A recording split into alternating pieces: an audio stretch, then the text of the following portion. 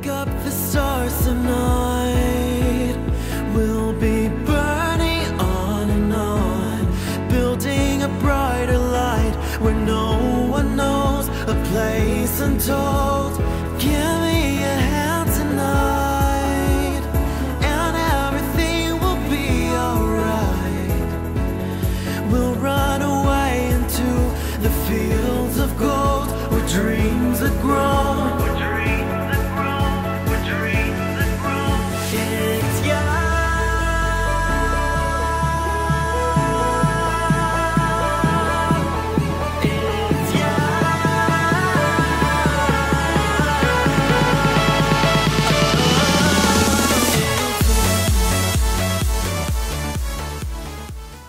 Hello Capricorn, this is Inspire 2016 with your weekly tarot reading for the week commencing the 11th of December until the 17th of December 2017. The first card for you is representing, how do you feel about yourself? Your card is the Seven of Wands. You have to maintain your position at the top while others compete and fight to achieve the same success and status that you have already achieved. Thus, competition is rife and you must continually prove yourself with the Seven of Wands. If your vision and creative effort is fulfilled to the point where there is public acclaim or acceptance of your success, then you must expect competition and challenge, as other people will no doubt also desire the same things as you.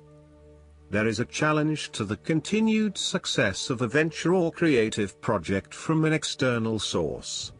While it appears to block your path forward, you can overcome this challenge or obstacle by drawing upon your strong self-confidence, self-belief and continual self-improvement. It can also be overcome with effort and clarity of purpose. The Seven of Wands is about holding your ground, despite ongoing challenges to your position and authority. You need to take a stand and defend your position at all costs. This will take courage and persistence, but you have the strength and determination to do it.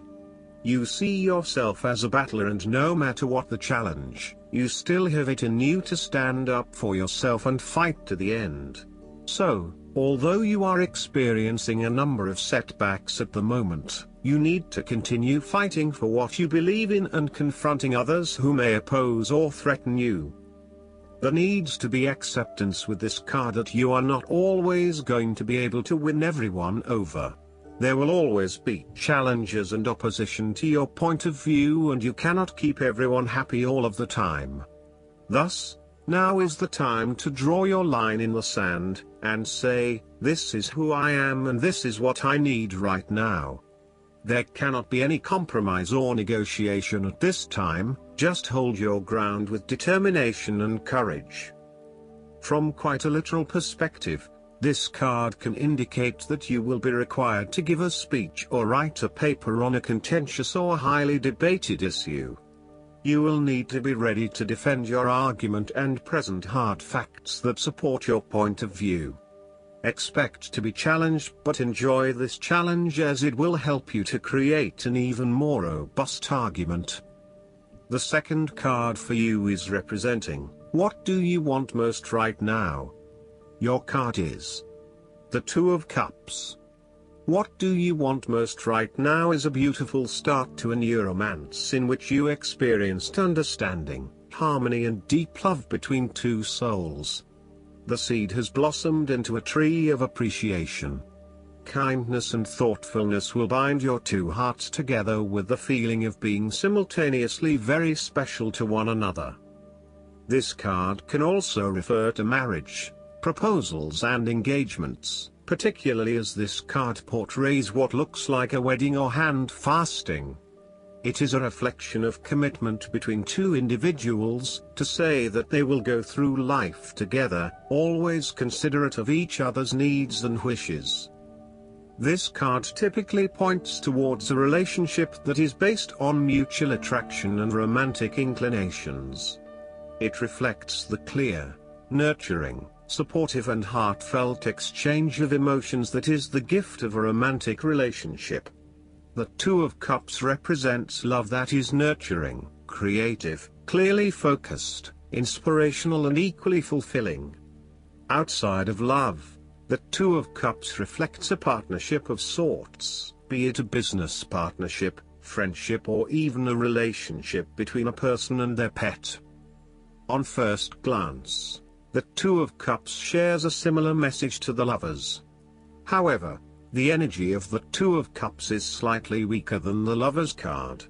Whereas the Lovers is the reunion of two complete beings, the Two of Cups is a less mature union that, stable as it may seem, does have the potential to come undone over a longer period of time.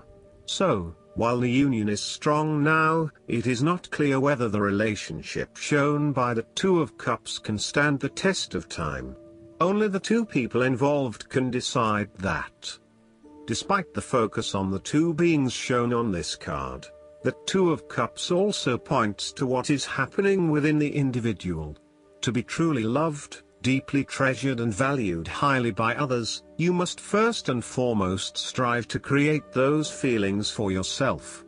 That is, when you work toward loving yourself, you hold your inner spirit in higher regard, treating it with deference and deep respect. When you see yourself in this positive light, other people cannot help but respond to your personal sense of value in an equally positive manner. The third card for you is representing your fears. Your card is the Ten of Wands. You are afraid and unnecessarily holding on to this burden when you do not need to. If you are feeling weighed down by your present circumstances, look at different ways you can lighten the load. Can you delegate certain tasks and responsibilities? Are you worrying about matters that do not concern you or cannot be changed? Do not become a martyr and take on more than you can realistically handle. If you are going through a challenging time, then the Ten of Wands indicates that this time will soon pass and you will feel less of a burden weighing on your shoulders.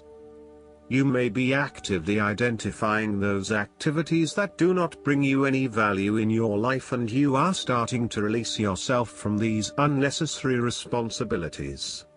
You may even be going through a purging process, clearing out old clothes and selling old furniture, in order to declutter and simplify your life. You will benefit from better organization and prioritization at this time. On the other hand, you might be avoiding responsibility and making it even more difficult for others who must take on your share. Thus, the saying, "You have made your bed, now lie in it," is very appropriate for this card. The fourth card for you is representing what is going for you. Your card is the Seven of Swords. You are doing something in secret, hoping that you are safe and undiscovered. Something goes awry and your secret is revealed to your embarrassment.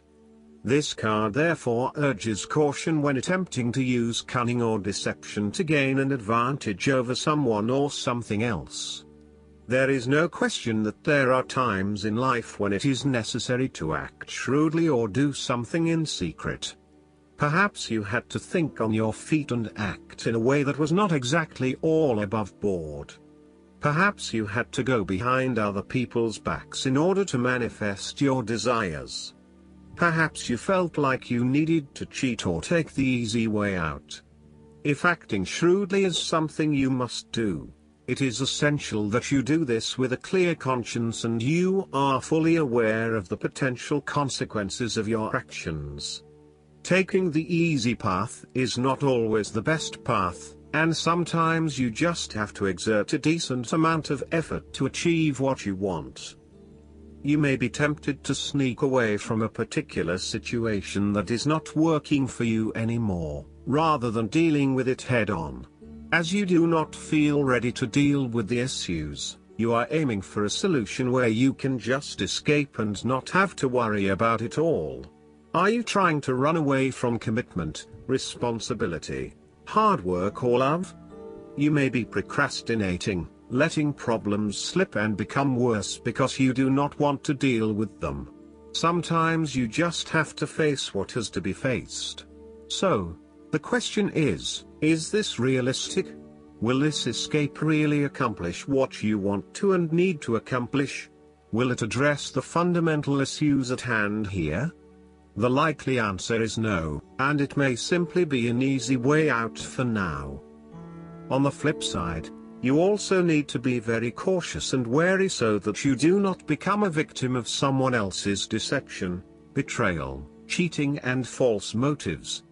You may trust someone who then turns out to be running their own agenda, leaving you high and dry. You need to be very careful of who you trust over these coming months, as you are at risk of being taken advantage of. Look out for any sneaky behavior and trust your gut instincts about when something does not feel right or is too good to be true. Sometimes, the Seven of Swords indicates a desire to go it alone. You want to discover, investigate and solve every problem using only your own wits and resources. You may believe that you have a better chance at success if you act on your own accord, ignoring the advice or inputs of others. This approach is useful when you need to bypass an ineffectual group or assert your independence, but it can also have its limitations. You may end up feeling isolated and excluded, missing that great feeling of collaboration and synergy gained when you work with others. If you feel inclined to act alone, be sure this isolation will really work for you. The fifth card for you is representing what is going against you. The King of Wands. You are afraid of a male significant figure in your life who is from fire signs, who is dominating, pushy, and overbearing at times. This is rarely done with malice or an intention to make someone else submissive. It is just a strong tendency that sometimes takes control. He does not even realize when he crosses the line between being assertive and aggressive. At worst, the King of Wands typifies the most selfish, ruthless qualities of fire. He can denote a manipulative business contact who will use you as long as it serves his purpose. He may be a rival, competitor or unscrupulous opponent. In love, he represents a delightful flirtation that could wreak emotional havoc. He is only suitable for limited liaisons, holiday romances or brief, passionate encounters. His flames are bright and warm but soon die down. As an aspect of yourself, the King of Wands can suggest that you have set your expectations of yourself too high and may struggle to achieve those expectations.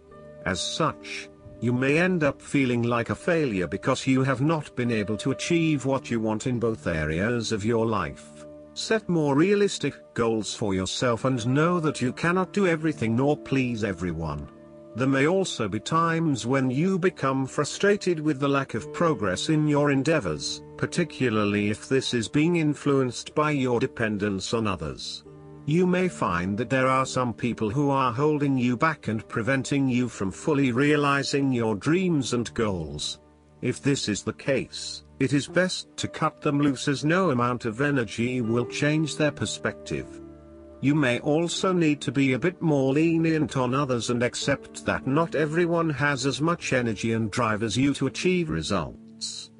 Accept what they have to offer and do not expect anything more. The last card for you is representing the likely outcome that you may have.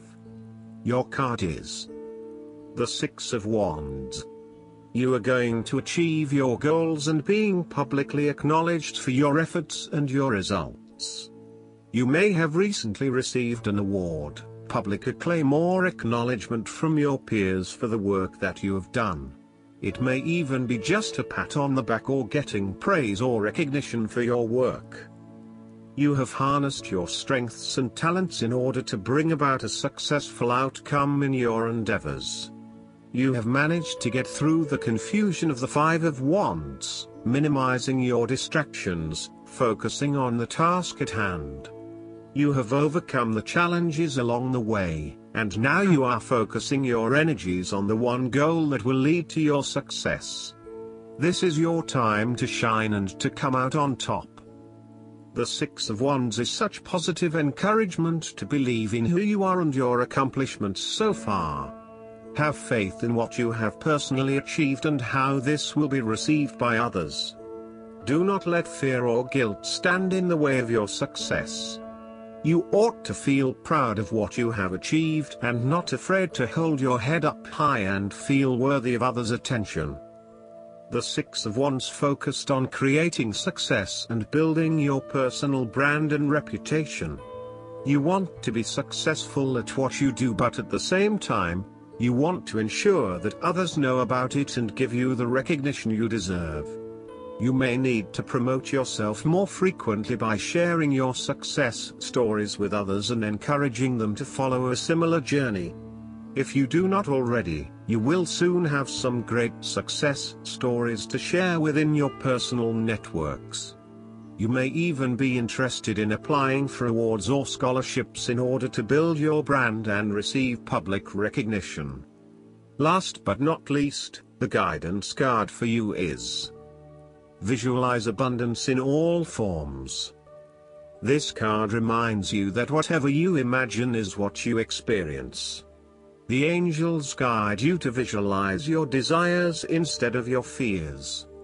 You received this card to help you adjust your visions, including those that arise from your thoughts and feelings. Have you been imagining worst-case scenarios? The ego employs this technique as a way of trying to foresee and control the future. Yet when we visualize the worst, we call those experiences into being. Everything that you've been visualizing is in a thought form of energy around you.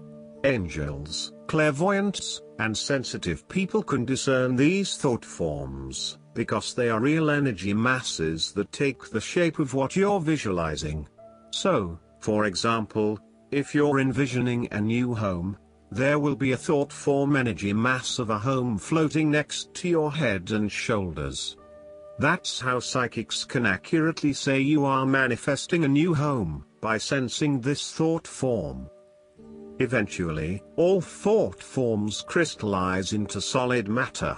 The good news is that you can uncrystallize anything in your life that doesn't work by withdrawing the power you've given to it.